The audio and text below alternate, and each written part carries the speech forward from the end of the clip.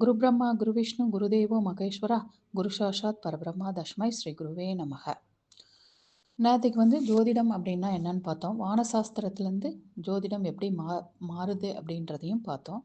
ஜோதி plus இடம் அப்படின்னா என்னென்னா ஜோதினா ஒளி, இடம்னா இருக்கிற இடம். ஒரு இருண்ட அறையில் ஒரு தீபம் ஏற்றி வச்சா எப்படி ஒளி கிடைக்குதோ அது போல தான் ஒரு மனிதனோட வாழ்க்கையில் ஒரு வழிகாட்டுதலாக இருக்கிறது ஒரு ஜோதிடம். ஜோதிடத்தில் முக்கியமானது என்னன்னா பஞ்சபூதங்களும் 9 கிரகங்களும் தான். பஞ்சபூதங்கள் அப்படின்னு பார்த்தோம்னா மண், நீர், நெருப்பு, காற்று, ஆகாயம். 9 கிரகங்கள். அதையும் சேர்த்து படிக்கணும்.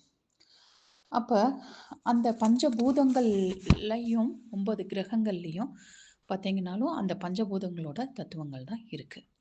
அப்போ எல்லா இடத்துலையும் உயிரினங்கள் வாழறதுக்கான சாத்தியக்கூறுகள் இல்லை. 9 கிரகத்திலையும் இல்லை.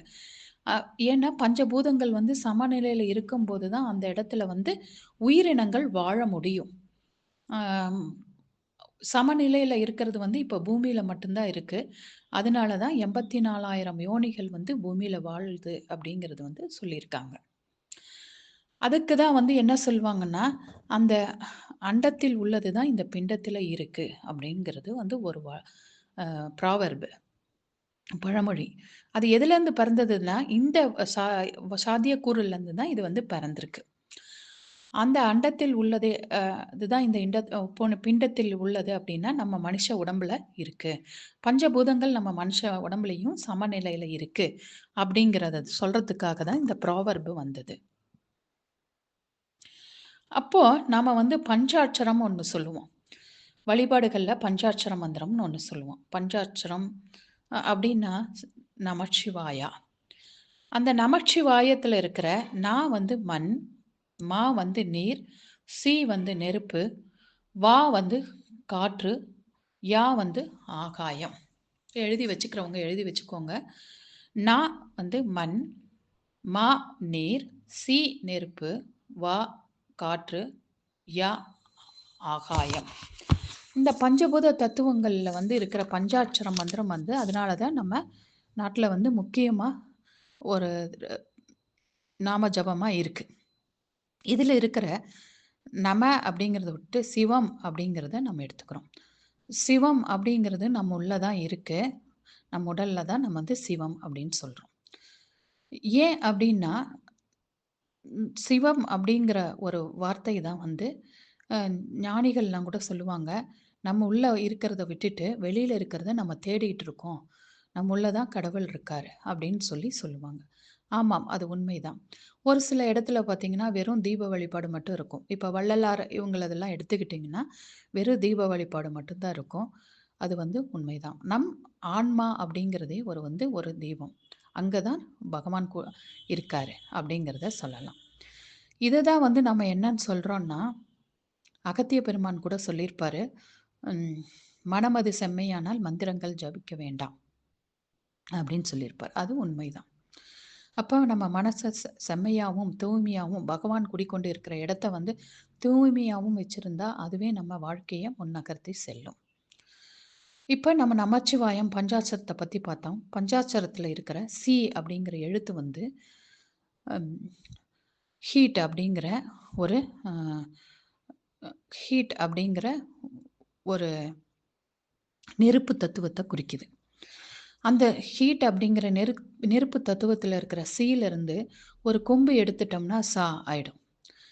அது எதுக்கு நமக்கு உணர்த்துது அப்படின்னா நம்ம உடம்புல இருக்கிற நெருப்பு மிகவும் முக்கியமானது மனித வாழ்க்கைக்கு. அந்த நெருப்பு அப்படிங்கிற ஹீட்டு சூடு, உடம்பு சூடு வேணும். அது இருக்கிற வரையும் தான் ஒரு மனிதன் வாழ முடியும்.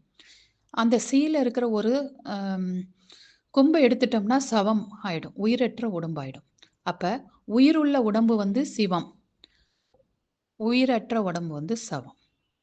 உயிர் உள்ள உடம்பு சிவம், உயிரற்ற உடம்பு சவம் அப்படின்னு சொல்கிறோம். ஒரு மனிதன் உயிரோடு இருக்கிறதுக்கு மிகவும் முக்கியமாக அந்த சூடு வேணும். யாருக்காவது சூடு குறைஞ்சதுனாவே பார்த்தீங்கன்னா ட்ரீட்மெண்ட்டில் கை காலை தான் ஃபஸ்ட்டு தேய்ச்சி விடுவாங்க. ஏன்னா அந்த ஹீட்டை சமநிலைப்படுத்துறதுக்காக. அப்போ அந்த ஹீட் எனர்ஜிங்கிறது இல்லன்னா, உயிர் வாழ்வது வந்து ரொம்ப கடினம். அந்த ஹீட் எனர்ஜி அப்படிங்கிறது வந்து நம்ம உணவு சாப்பிடுறதாகட்டும், எல்லாத்துக்குமே வந்து ஹீட் எனர்ஜி இருக்கும். அதனால தான் வந்து நாபிக் கமலம் அப்படின்னு சொல்லுவோம். நாபி அப்படிங்கிறது வந்து நம்மளுடைய தொப்புள் கொடி. அம் நம் தாயோட அ உடலோட கனெக்ட் பண்றது தான் நம்ம தொப்புள் கொடி. சரியா? அந்த தொப்புள் கொடிய வந்து தாயோட உடல வந்து கனெக்ட் பண்றது தொப்புள் கொடி. அந்த தொப்புள் கொடி வந்து நமக்கு மிகவும் முக்கியமானது. அதன் மூலியமா தான் நம்ம ஃபுட் எடுத்துட்டு இருப்போம். அந்த இடத்துல தான் வந்து ஒரு ஹீட் எனர்ஜி இருக்கும். எப்பவுமே பார்த்தீங்கன்னா, அடிவயிறுல எல்லாரும் தொட்டு பார்த்தீங்கன்னா, ஒரு சூடு இருந்துகிட்டே இருக்கும். அதுதான் நம்ம சாப்பிடுற உடம்பையும் வந்து செரிக்கிறது. அந்த ஹீட் எனர்ஜில வந்து பேலன்ஸ் தவறும்போது தான் அது வந்து நோயா வெளிப்படுறது. ஏன்னா, ஜீரணம் அப்படிங்கிறது வந்து அஃபெக்ட் ஆகும்போது, நோயா வந்து நமக்கு வெளிப்படுது. இப்ப வந்து அந்த சூடு வந்து ஜாஸ்தி ஆச்சுன்னாலும், காய்ச்சல் அப்படின்னு சொல்லிட்டு டாக்டர்ட்ட போயி, அது மருந்து மாத்திரை சாப்பிட்டுட்டு சமநிலைப்படுத்துறோம். அதுபோல தான் ஒரு பஞ்சபூத தத்துவத்தின் படியில, அந்த 5 பூதங்கள்ல இருக்கிற இப்ப அ யாருக்காவது டயரியா ஆச்சுன்னா, என்ன சொல்றோம்னா, நீர் சத்து குறைஞ்சு போச்சுன்னு சொல்லி ட்ரிப்ஸ் ஏத்துவோம். இது போல தான் ஒவ்வொன்னுத்துக்கும் காற்று பத்தலன்னா, ம ஆக்ஸிஜன் மாஸ்க் போடுறாங்க. இது போல தான் வந்து அ பஞ்சபூத தத்துவங்கள் வந்து நம்ம உடம்புல சமநிலையில இருக்கணும். மண், நீர், நெருப்பு, காற்று, ஆகாயம். மண் தத்துவம் அப்படிங்கிறதும் வந்து நம்ம ஸ்ப்ளினோட ஒரு பாகத்துல இருக்கிறது. அது என்னன்னா, அ எப்படி வந்து ஒரு மண் வந்து எல்லாத்தையும் விளைவிக்கிறதுக்கு தகுதி உள்ளதோ, அதேபோல ஒவ்வொரு சாப்பாடும் வந்து செரிச்சு, நம்ம ஸ்ப்ளின வந்து பிரிச்சு ஒவ்வொரு அவயங்களுக்கும் ஒவ்வொரு வேலை இருக்கும். அதுல வந்து அ டஸ்ட் எல்லாம் வெளியில எடுக்கணும். இப்ப வாட்டர் ஃபில்டர் போய் இப்ப தான் வந்து ஆர்வோலாம் வந்திருக்கு. அந்த காலத்துல வந்து மேனுவலா ஒரு பாத்திரத்துல வாட்டர் ஃபில்டர் வச்சிருப்பாங்க. அதுல 2 கேண்டில்னு குடுத்துருப்பாங்க. அது எதனால ஆனதுன்னா மண்ணு. மண்ண விட ஒரு ஃபில்டர் வந்து ம் எதுவுமே கிடையாது. எவ்வளோ பட்ட ஒரு தண்ணியையும் வந்து ஒரு சுத்த தண்ணியா மாத்தி குடுக்கும். அதுக்கு எக்ஸாம்பிள் வந்து கடல்ல இருக்கிற தண்ணி வந்து உப்பா இருக்கும். கொஞ்சம் தள்ளி இருக்கிற கரையில எடுக்கிற தண்ணி வந்து கொஞ்சம் பார்த்தீங்கன்னா, சொன்ன மாரி குழி பறிச்சு எடுப்பாங்க. அந்த தண்ணி வந்து கொஞ்சம் குடிக்கிறதுக்கு யூஸ் ஆகும். அதுபோல தான் மண். இது எல்லாமே வந்து நம்ம உடம்புல ஒவ்வொரு வேலைய செய்யுது. இந்த பஞ்சபூதங்களும். அதன் அடிப்படையில தான் நம்ம உடம்பு வந்து இருக்கு. ஸோ, நம்ம இந்த பஞ்சபூதத்தையும் வந்து நல்லா அழகா படிச்சு எடுத்துட்டு போம்போது தான், நம்ம இந்த ஜாதகத்துக்குள்ள முடியும். அதுக்கு வந்து 9 கோள்களோட இயக்கங்களையும் நம்ம வந்து பார்த்துக்கிட்டு வரணும். ஒவ்வொரு நாளான இயக்கங்கள் அப்படிங்கிறதையும் நம்ம படிக்கணும். 12 ராசிகள பத்தியும் நல்லா படிக்கணும். நல்லா அதில பேஸ் மட்டம் ஸ்ட்ராங்கா ஆனா தான் நம்ம பண்ண முடியும். 9 கிரகங்கள்லயும் பஞ்சபூத தத்துவமும் ராசிகள்ல இருக்கிற ஒவ்வொரு ராசிக்கும் ஒவ்வொரு தத்துவங்கள் இருக்கு. அதையும் வந்து நம்ம படிக்கணும். அப்ப படிச்சா மட்டும் தான் வந்து நம்ம ஜோதிடத்துக்குள்ள நம்ம முடியும்.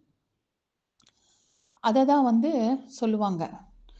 பல காலத்துல கிராமத்துலலாம் பார்த்தீங்கன்னா, "உன் ஜாதகமே என்கிட்ட இருக்குடா" அப்படின்னு சொல்லுவாங்க. உன் ஜாதகமே என்கிட்ட இருக்கு அப்படின்னா, என்ன அர்த்தம்னா, இந்த 9 கோள்களும் 12 ராசிகளும் வந்து ஒரு 12 ராசிகள் அப்படிங்கிறது வந்து மேஜிக் பாக்ஸ்ன்னு சொல்லலாம். அத வச்சு எது வேணா எடுக்கலாம். எது வேணா எடுத்து அவங்கள பத்தி எல்லாமே சொல்ல முடியும். அதுதான் பழைய சாஸ்திரம். அந்த பஞ்சபூத தத்துவத்தில நம்ம வச்சு தான் நம்ம ராசிகள் கூட எல்லாமே அந்த பஞ்சபூதங்களையும் இணைச்சு, இப்ப நம்ம வர வகுப்புகள்ல வந்து சொல்லி தருவோம். அத வந்து நல்லா ஸ்ட்ராங்கா படிக்கணும். அதுதான் ப்ரிடிக்ஷனுக்கு ஹெல்ப்ஃபுல்லா இருக்கும். சரி, இப்ப இந்த ஜாதகத்த வச்சு எல்லாமே நம்ம படிச்சிட முடியுமா? அப்டின்னா, ஒரு 90% வரையும் சொல்லலாம். அதுக்கு தான் வந்து இந்த சகாதேவனுடைய கதை. பாண்டு மன்னர் இறந்துருவாரு. எல்லாம் சுள்ளி பொறுக்கிட்டு வர போயிருப்பாங்க. சகாதேவன் மட்டும் பக்கத்துல இருப்பாரு. தன் தந்தையோட சவத்த பாதுகாக்கிறதுக்கு. அப்ப இறக்கறதுக்கு முன்னாடி பாண்டு என்ன சொல்லியிருப்பாருன்னா, "நம்ம உடல வந்து பிச்சு சாப்பிட்டுருங்க நீங்கன்னு" சொல்லியிருப்பாரு. ஆனா, அது வந்து கிருஷ்ணர் அது வந்து தவறு. இல்ல இது பஞ்சபூதத்தினால வந்த உடல். பஞ்சபூதத்துல அத சமர்ப்பிக்கணும்னு சொல்லிடுவாரு. சரி அப்படின்னு சொல்லிட்டு, அ விறகு வந்து எடுத்துட்டு வர போவாங்க. ஆனா, இவர் வந்து என்ன சொல்லுவாருன்னா, என்னோட அப்பா வந்து சொல்லியிருக்காரு. அதுல ஏதோ ஒரு அர்த்தம் இருக்குன்னு ஒரு விரல மட்டும் பிச்சு சாப்பிட்டுருவாரு சகாதேவன். திரும்ப வரும்போதும் சகோதரர்களும், கிருஷ்ணர்களும் வரும்போது, கிருஷ்ணர் தலையில இருக்கிற விறகு கட்டை வந்து கிருஷ்ணர் தலையிலேருந்து கொஞ்சம் தூரம் மேல தள்ளி இருக்கும். அத வந்து சகாதேவன் பார்த்துருவாரு. பார்த்துட்டு ஈமக்கிரேகைகள் எல்லாம் செஞ்சு முடிச்சுருவாங்க. ஈமக்கிரேகைகள் செஞ்சு முடிச்சோனே எல்லாரும் வந்து களைப்பா இருக்கு அப்படின்னு சொல்லும்போது, கிருஷ்ணா நீ விறக தான் எடுத்துட்டு வரலையே! கிருஷ்ணர் சொல்லுவாரு, "நான் விறகு தூக்கிட்டு வந்தது ரொம்ப களைப்பா இருக்குன்னு." "கிருஷ்ணா நீ தான் விறகு தூக்கிட்டு வரலையே! அதுவா தானே மேல வந்தது." அப்படின்னு சொல்லிருவாரு. அப்படிப்பட்ட ஒரு சகாதேவனால கிருஷ்ணர் சொல்லுவாரு, "ஓ! நீ பார்த்துட்டியா?" அப்படின்னு சொல்லி கிருஷ்ணர் சூட்சுமத்த புரிஞ்சுக்கிறாரு. அப்படிப்பட்ட கண்டுபிடிச்ச வான சாஸ்திரத்துல தேர்ந்த சகாதேவனால, அ தன்னுடைய தமையன், அண்ணன் தான் வந்து கர்ணன்னு கண்டுபிடிக்க முடியாது. குந்தி தேவிக்கு இன்னொரு மகன் இருக்கான்ங்கிறதையும் கண்டுபிடிக்க முடியல. அப்போ குந்தி தேவி வந்து பாரத போர் முடிஞ்சு களத்துல வந்து கர்ணன் மகனே அப்படின்னு சொல்லி அழும்போத, ம், அவர் என்ன சொல்வாருன்னா, ம், இவ்ளோ தெரிஞ்ச வான சாஸ்திரத்துல தேர்ந்த என்னால ஏன் இவர் வந்து என்னுடைய அண்ணான்னு வந்து சொல்ல முடியல அப்படின்னு சொல்லி கேட்பாரு. அப்ப கிருஷ்ணர் சொல்வாரு, எல்லாருக்கும் எல்லாமே தெரிஞ்சுக்கிட்டா பகவான்ங்கிற ஒருத்தர் எதுக்கு? அதனால எல்லா விஷயங்களும் இந்த இதுல பிரபஞ்சத்துல சாஸ்திரங்கள தேர்ந்தனாலயும் கண்டுபிடிக்க முடியாது அப்படிங்கிறதுக்கு ஒரு உதாரணம் இந்த கதை. அதுபோல தான் ஒரு ஜோதிடர்களும் அவங்களுக்கான ஒரு வழிகாட்டிகளா இருப்பாங்களோ ஒழிய, எல்லாமே வந்து ஜோதிடர்களால சொல்ல முடியாது. அதுக்கு அப்பாற்பட்ட இறை சக்தி அப்படிங்கிறது ஒண்ணு இருக்கு.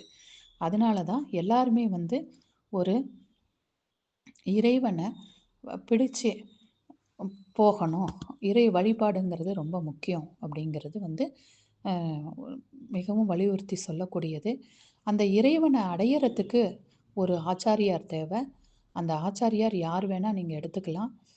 ராகவேந்திரரா இருக்கட்டும், சாய்பாபாவா இருக்கட்டும், வேற பரமாச்சாரியார்கள் யார் வேணா இருக்கட்டும், வியாசராஜரா இருக்கட்டும், யார் வேணா இருக்கலாம்.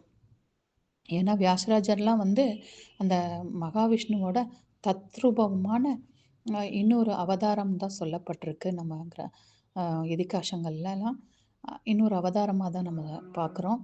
அந்த மாதிரி இல்ல கனகம்பட்டி சித்தர், ஏதேதோ சித்தர்ன்லாம் சொல்லிட்டு இருக்காங்க. அவங்கவங்களுக்கு தெரிஞ்ச மொட்டு சந்துல ஒரு ஆன்மா கூட அவங்கவங்க ஊர்ல கூட ஒரு சில அ ஜ் ஜீவ சமாதிகள் இருக்கலாம். அவங்கள ஒரு சிலர் வழிபாடு பண்ணுவாங்க.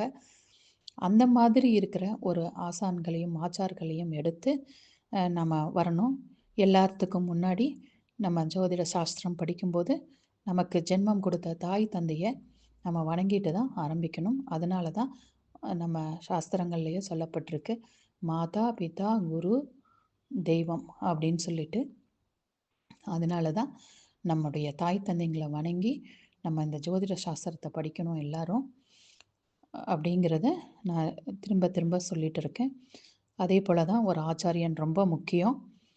அதாவது ம், குரு இல்லாத வித்தை பாழ் அப்படிங்கிறது நம்ம இதில் ஒரு இதுவாக சொல்லப்பட்டிருக்கு. அதுக்கு திருக்கச்சி நம்பியோட வாழ்க்கை வரலாறு, ராமானுஜனோட வாழ்க்கை வரலாறெல்லாம் மிகவும் முக்கியமானது.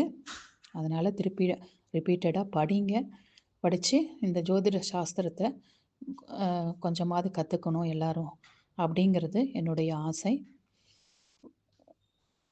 வாழ்க வளமுடன். கிருத்திகா, ஒசூர்.